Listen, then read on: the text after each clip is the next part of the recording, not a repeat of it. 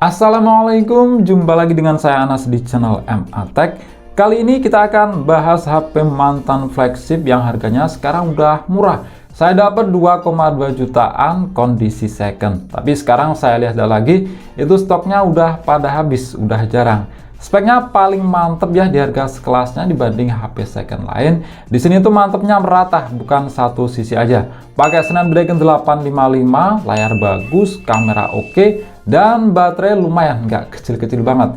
Oke, ini adalah LG G8X, kembaran dari LG V50s. Bedanya V50s itu untuk region Korea, terus udah 5G, RAM dan storage lebih gede 8/256. Kalau G8X ini belum 5G dan RAM 6/128, lainnya sama. Oke, untuk kelengkapannya di sini bukan batangan ya, dapat box. Cuma untuk boxnya ini bukan ori, tapi punya LG G8. Oke, kita buka. Pertama ada si HP-nya. Terus ada kotak tipis yang ternyata nggak ada isinya. Nah, di sini untuk semua kelengkapannya bukan ori ya, tapi setidaknya lebih mendingan lah daripada batangan. Ada kabel USB tipenya C, terus kepala charger mereknya Samsungan alias KW. Di sini bobotnya ringan banget. Dan yang terakhir dapat earphone. Ini juga AKG KW. Oke, kita lihat di HP-nya. Untuk ukuran HP second ini tuh masih mulus banget ya, sekitar ya di atas 95% lah. Seperti nggak ada yang lecet sama sekali. Dipegang masih kerasa premium di zaman sekarang, build quality-nya masih kerasa mantepnya. Karena bahan back covernya ini dari kaca Corning Gorilla Glass 5, sedangkan bagian depannya itu Corning Gorilla Glass 6. Terus untuk framenya di sini tuh berbahan dari metal. Kita cek dari sisi per sisi. Di samping kanan ada garis antena, terus tombol power, dan lubang untuk mikrofon kedua. Terus di sisi atas ada garis antena lagi dan slot SIM tray. Di sini tipenya single SIM aja. Yang satunya itu sebagai slot micro SD. Terus di sisi kiri ada garis antena lagi, tombol volume, dan tombol untuk Google Assistant.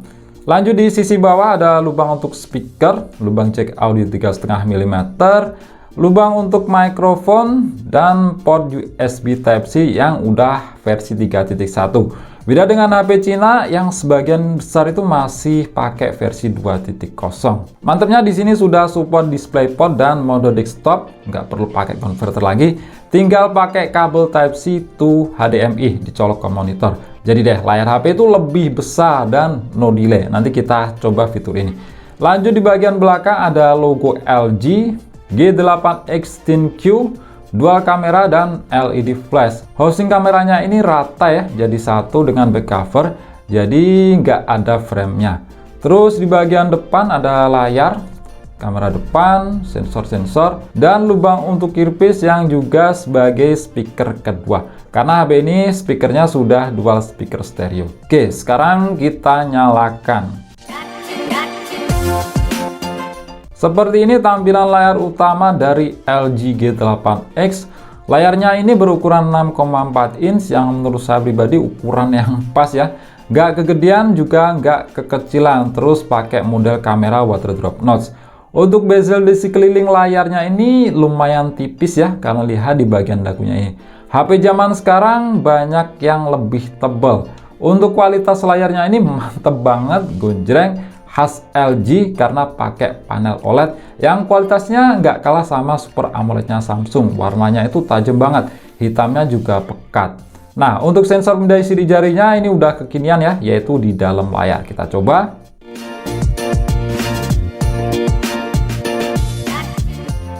Memang kalah cepet ya dibanding teknologi sensor pemindai sidik jari HP zaman sekarang, tapi udah lumayan banget lah. Setidaknya berfungsi dengan baik dan akurat. Kita cek di pengaturan. Di sini versi Android-nya itu 11 dengan security patch level di 1 Agustus 2021. Nah, ini posisi udah saya upgrade manual dengan cara flashing melalui PC ya. Karena pas saya dapet ini tuh masih versi Android 9 dan nggak ada pembaruan lagi. Jadi harus upgrade manual. Dan setelah di-upgrade itu ada peringatan pas baru dinyalain karena saya pakai firmware region yang berbeda. Tapi itu nggak ada masalah ya, semua berjalan dengan normal. Kejadian ini juga terjadi pas waktu saya dulu upgrade LG V50 dengan firmware region yang berbeda.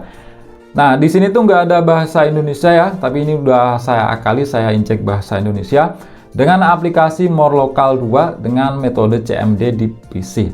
Dan di LG UX ini jadi full bahasa Indonesia, nggak setengah-setengah. Karena di UI lain itu kan ada nggak full bahasa Indonesia. Lanjut kita cek di aplikasi yang sudah saya install. Pertama device info HW. Di sini keterangannya detail banget ya, per partnya itu pakai apa, gyro, charger, NFC, dan lain-lain. Nah, untuk audio di sini pakai chip Sabre ES9218 codec. Satu fitur khas flagship LG dibanding HP lain ya, bagian audio output ini. Kalau dengerin pakai earphone itu kualitasnya ajib banget. Kalau kalian pernah pegang flagshipnya LG, pasti ketagihan. Terus di bagian SoC pakai Qualcomm Snapdragon 855 octa-core 2,8 GHz, 7 nanometer fabrikasi dan pakai GPU Adreno 640. Di zaman sekarang masih kerasa mumpuni banget ya seri ini. Terus screen 2340 x 1080 atau Full HD Plus, refresh rate jelas masih 60 Hz dan sudah support HDR10, SLG dan HDR10 Plus. Penyimpanan RAM 6GB dan storage dari 128GB yang bisa kita pakai itu sekitar 97GB. Kamera sensor pakai 32 MP Samsung S5K GD1, ini untuk depan ya. 12 MP Samsung S5K 3M3 dan 12 MP Sony IMX363. Ini untuk masing-masing kamera belakangnya. Baterai 4000 mAh, ini sudah support fast charging 21 watt. Untuk sensor jelas mantan flagship kayak gini tuh komplit ya. Ada gyro, magnet, bahkan sensor yang di HP lain jarang ada di sini ada, yaitu sensor tekanan. Terus kita cek untuk skor Antutu di versi 9.4.3, di sini dapat skor 443 ribuan. Dengan rincian skor CPU 122 ribuan dan GPU 151 ribuan. Nah, ini tes tanpa cooler ya. Kalau dipakai cooler, saya coba itu jadi naik 500 ribuan. Skor CPU dan GPU-nya itu naik. Skor segini di zaman sekarang masih tergolong tinggi ya. Terus untuk storage test di sini dapat di angka 23 ribuan. Kecepatan baca 770 Mbps-an dan kecepatan tulis 466 Mbps. Skor standarnya storage UFS 2.1 karena memang HP ini pakai seri UFS 2.1. Untuk multi sentuh jelas HP-HP kayak gini tuh 10 titik sentuhan. Kemudian kita lihat di aplikasi benchmark lain, 3D Mark di mode wildlife stress test dapat kestabilan 73% dengan base loop score 3113 dan lowest loop score 2272. Ini tanpa cooler. Kalau dipakai cooler kestabilannya naik menjadi 80%. Jadi memang kalau pengen performanya lebih tinggi dan stabil, semisal buat main game, baiknya itu pakai cooler. Terus gimana untuk ketahanan baterainya? Di aplikasi PCMark dapat baterai life 9 jam 26 menit. Lumayan awet ya untuk ukuran baterai 4000 mAh. Nah, saya coba main game Mobile Legends settingan High Ultra pakai jaringan WiFi. Main selama 2 jam 40 menit menghabiskan baterai 100%, sisa 56%. Jadi kalau ngegas terus sampai baterai habis bisa sekitar 5 jaman. Dan pastinya akan lebih hemat ya kalau pengaturan grafiknya diturunin. Untuk pengisian daya dari 4% sampai penuh itu butuh waktu 2 jam 20 menitan. Itu saya menggunakan charger 18 watt. Memang nggak bisa dikatakan cepet ya, tapi kalau pengen lebih cepat masih bisa. Pakai charger lain yang outputnya lebih gede yang disupport HP ini. Karena sebenarnya HP ini sudah support fast charging 21 watt. Lanjut ke bagian kamera. Kamera belakangnya ini ada dua ya. Lensa utama 12 MP f/1.8, dual pixel dan sudah dilengkapi dengan OIS. Terus untuk yang satunya 13 MP ultrawide tanpa adanya autofocus. Dua lensa yang sebenarnya sering digunakan, nggak banyak gimmick seperti tambahan lensa makro dan depth. Terus untuk kamera depannya resolusinya malah lebih tinggi yaitu 32 MP. Untuk menu-menunya di sini ada studio, portrait, foto, video. Kamera manual bisa atur shutter speed sampai 30 detik, mantap. Manual fokus juga pasti ada. Dan lainnya yang di sini ada visi malam, panorama dan lain-lain. Nah, untuk perekaman video di sini mantep banget, bisa sampai 4K 60 fps dan di semua resolusi bisa pakai AIS. Kalau untuk lensa ultrawide mentok di 4K 30 fps. Terus untuk kamera depan videonya juga bisa 4K tapi 30 fps aja dan tetap ada AIS. Nah, untuk hasilnya kalian langsung lihat aja sebagai berikut.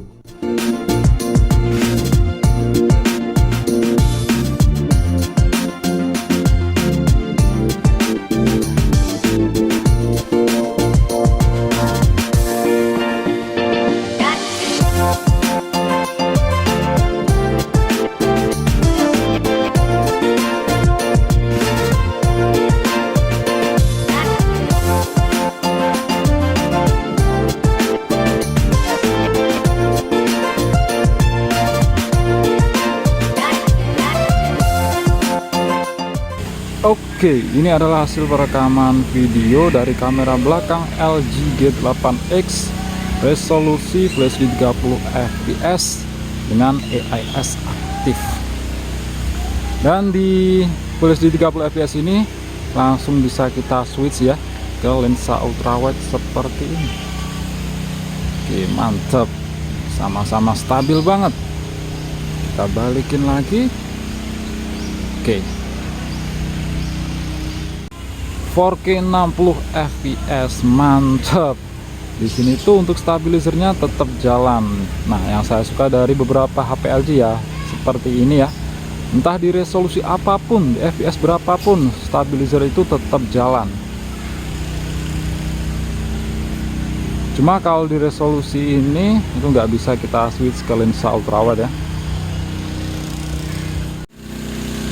Lensa ultrawide resolusi 4K 30 fps, nggak peduli ya, entah itu di resolusi apapun, di lensa manapun, semua AIS itu bisa dipakai. Sedangkan ini untuk hasil perekaman video dari kamera depannya, untuk di resolusi 4K 30 fps. Kalau HD itu bisa 60 fps. LG G8X, HP ini rilis tahun 2019 yang artinya sekarang umurnya udah 3 tahun. Tapi dipakai di zaman sekarang masih oke banget.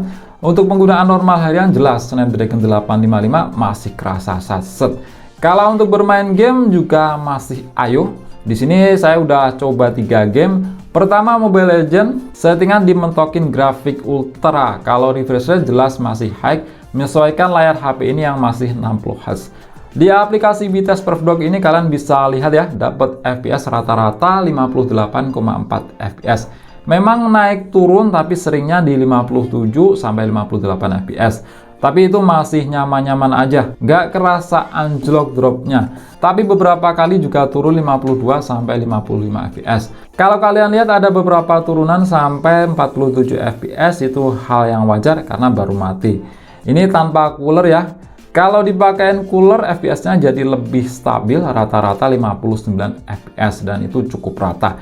Jadi penggunaan cooler di sini sangat pengaruh seperti pas kita tes di aplikasi Benchmark tadi. Kemudian untuk PUBG Mobile langsung aja saya siksa di settingan HDR Extreme. Di sini langsung saya pakein cooler ya. Main selama 25 menitan nyaman-nyaman aja. Dapat FPS rata-rata di 58,7 fps dan itu cukup stabil. FPS drop jelas masih ada tapi nggak parah-parah banget, masih di atas 52 fps. Dan di late game pas lagi rame itu drop 51 sampai 55 fps. Ingat, ini settingan HDR Extreme ya. Kalau grafik diturunin dijamin lebih ngacir. Masih oke buat player kompetitif. Terakhir game paling berat yaitu Genshin Impact. Di sini saya setting di medium aja dengan menaikkan FPS di 60. Tetap dipakein cooler ya supaya tahu performa maksimalnya. Gak usah setting highest karena Snapdragon 855 itu pasti bakal keteteran. Dapat FPS rata-rata cuma 35,3 fps. 5 menit awal bisa dapat 40-50 fps, bahkan bisa nyentuh di 60 fps. Tapi setelah 5 menit, FPS seperti di lock di 30 fps. Rata stabil di 30 fps. Sempat sih naik, tapi ya setelahnya turun lagi di 30 fps. Sepertinya memang di limit ya performanya meskipun sudah dipakein cooler. Fitur lain yang jarang banget kalian temukan di HP Cina yang dipunyai HP ini dan HP Korea lain macam flagship Samsung adalah support DisplayPort dan mode desktop. Karena di sini udah pakai USB versi 3.1, sedangkan rata-rata HP Cina itu masih versi 2.0. Sebenarnya USB versi 2.0 bisa sih diakali supaya bisa DisplayPort, tapi pakai converter lagi. Tapi itu fiturnya terbatas dan pasti masih ada delay. Beda dengan USB versi 3.1, cuma pakai kabel Type-C to HDMI tanpa lewat converter, jadi transfer datanya itu langsung, bebas hambatan dan no delay. Secara speed transfer data aja sebenarnya USB 3.1 itu jauh lebih cepat dibanding versi 2.0.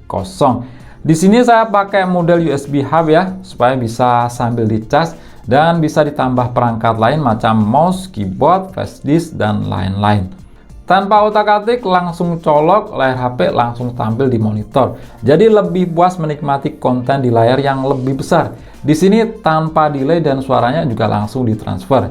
Di sini ada pilihan rasio ya, menyesuaikan rasio layar HP atau rasio kebanyakan TV atau monitor, yaitu 16:9. Jadi tampilan di TV saya ini jadi full.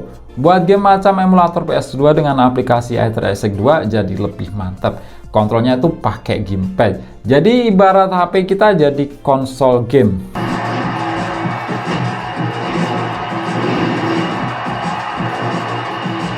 Terus bisa beralih ke mode desktop, tampilannya seperti PC Windows, keren banget. Tampilan di HP tetap ya bisa dioperasikan standar, jadi layaknya kita bisa operasikan 2 OS di satu HP.